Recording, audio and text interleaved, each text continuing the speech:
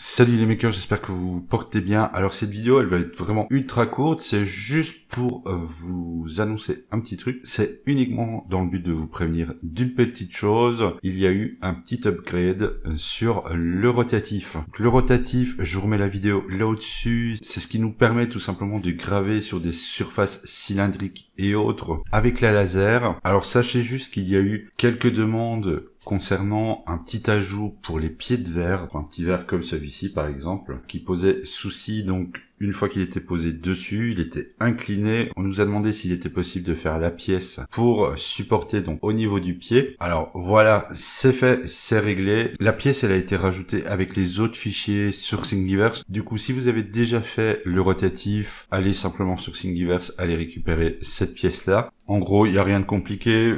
Vous le placez sur le côté avec deux vis. Il va falloir mettre quelques petites rondelles selon les vis que vous avez mis sur le rotatif pour faire un petit écart pour que celui-ci ne vienne pas s'accrocher dedans. On a utilisé deux galets d'imprimante, deux pom-pom classiques. Donc voilà, niveau montage, il n'y a vraiment rien de méchant. Je vais même pas m'attarder là-dessus. Vous allez le voir, je vais vous le mettre en démo à la fin sur le pied. Donc voilà, sur Thingiverse, le fichier se trouve en dernier normalement.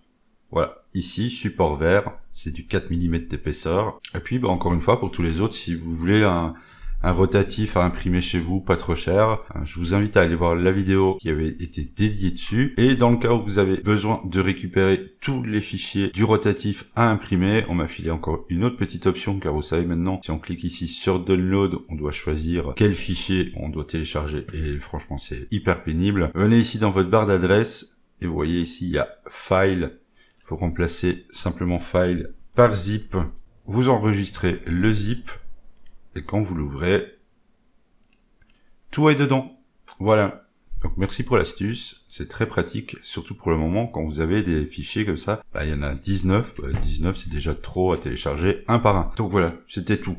C'était juste pour vous signaler cette petite mise à jour. Je vais vous faire tourner une petite vidéo du rotatif avec l'ajout, une petite photo du résultat, et puis je vous dis à bientôt dans une prochaine vidéo.